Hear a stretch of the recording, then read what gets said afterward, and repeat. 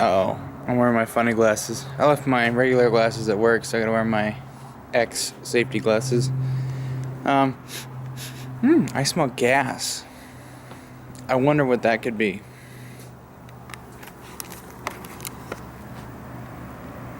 It's not my rear tank. It's not my front tank.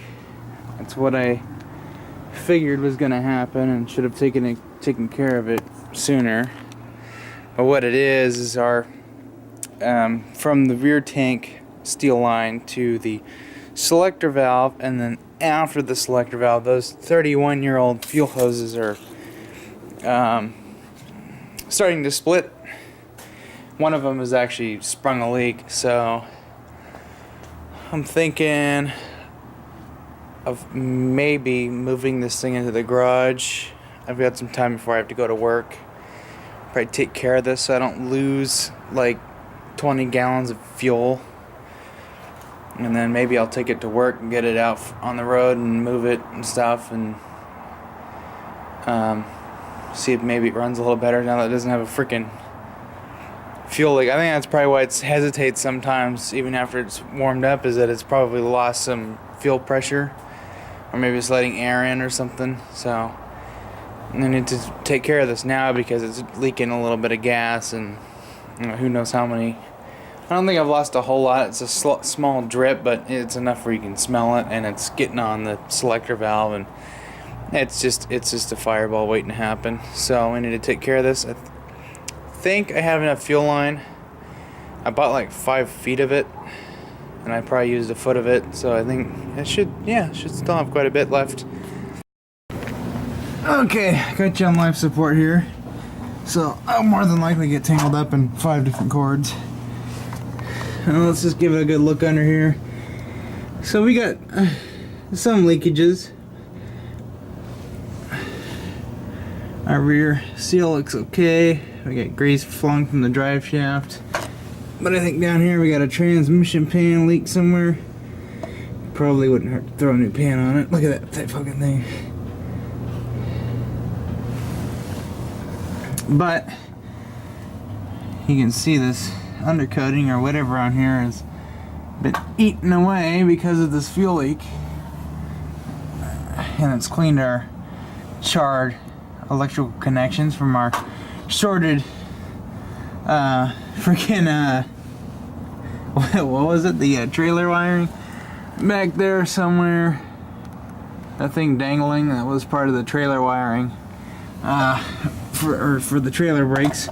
Someone botched the wiring on this, and they figured, hey, it would be a good idea to leave some exposed metal or exposed wire. And what that ended up doing was just melting this entire wire because it hit the frame, and it's just, oh my god. Okay.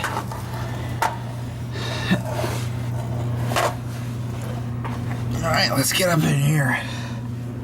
Let's see what's going on here.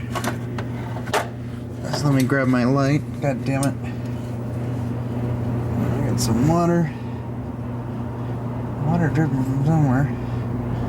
Hey, I can see the back of my intake manifold. So, this fuel line here seems to be okay, but I'm going to change it out anyways. But you can see we got a wet fuel line here. You know, I think it's the one going to the main tank. Ow. Yeah, it is.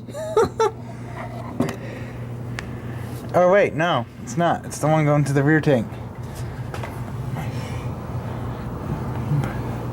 But if I look up there, that fuel line's dry.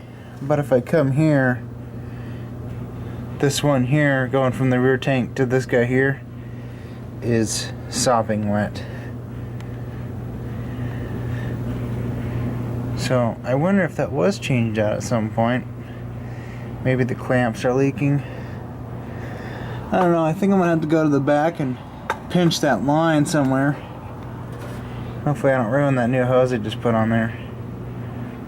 I don't want to collapse it. So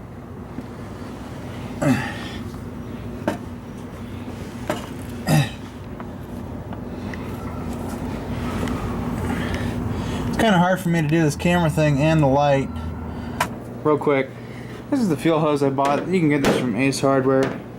The steel lines on this are about I think it's a 1/4 inch.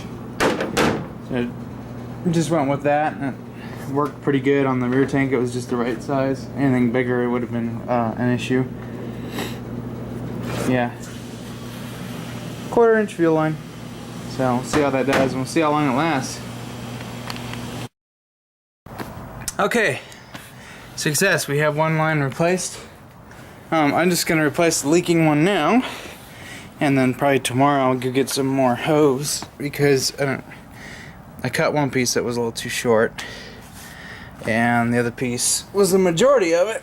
That was the replace the piece that was leaking, and it's about 40 degrees out and getting colder. This hose here is not the best to use because it's almost like freaking brake line when it's cold. It's almost not even a rubber, it's like a PVC or something like that. That's what it feels like.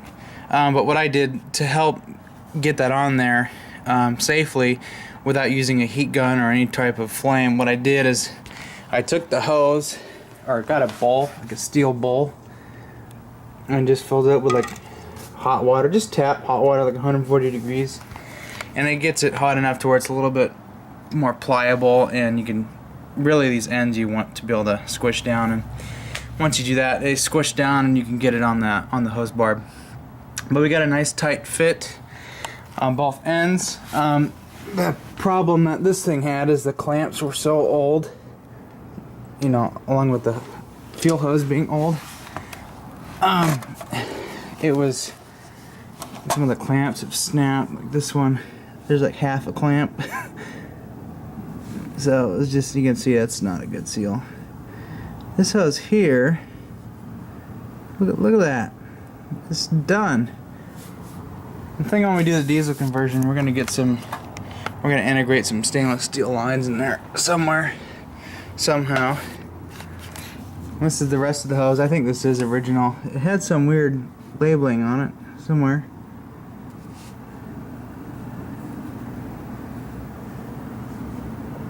Like gas something. What the hell was it?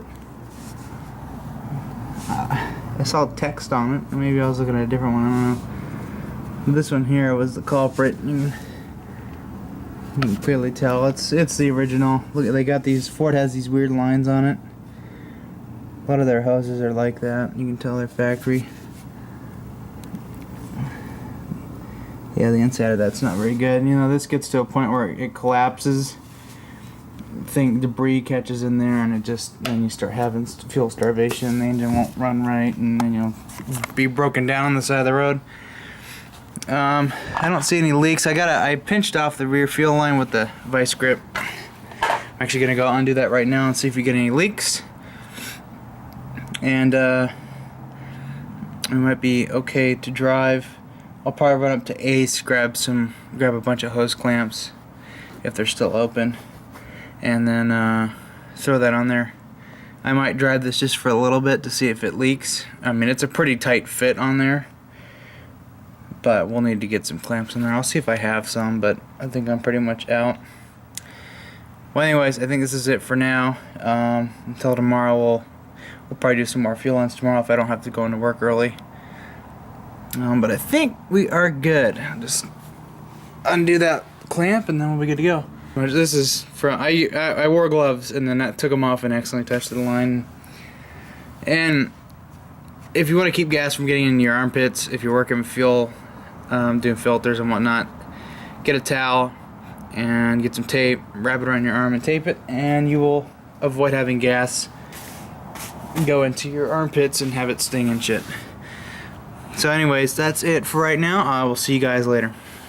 Anyways, I got some new tools. Went to Sears and went to the Craftsman thing and bought this bag for $10, which is pretty good, and it came with a second bag, which I put my miscellaneous tools in. And then I snap on the pins to go in there. I bought this pass-through socket set. There's been some times I probably could have used this, so we'll get to test that out some other time. And then I replaced my old wrenches with the new Craftsman wrenches. I bought a whole set that came in that, and I didn't want to use that because it's just a piece of shit. So I took my old wrenches out of their holder and I put these in there, and they fit a little bit better. They not quite meant for it, but they get in there real snug. So I got a nice wrench set there. And I think for Christmas my grandmother's got a new jack in order, so I'll probably get that. This one needs a little bit of maintenance done to it, so we'll fix that and try and get some more air out of it later. I'll probably change the oil in it. I did go to Idaho again for Thanksgiving, and I didn't make any video at all for it. But I got some pictures.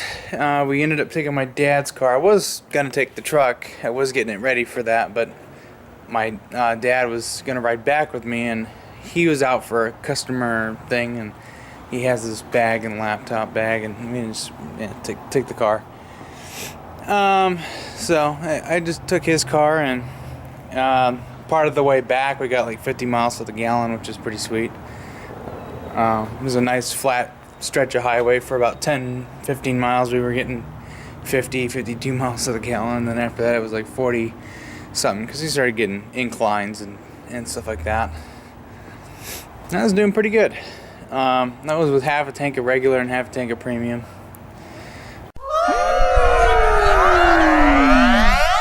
The end. What?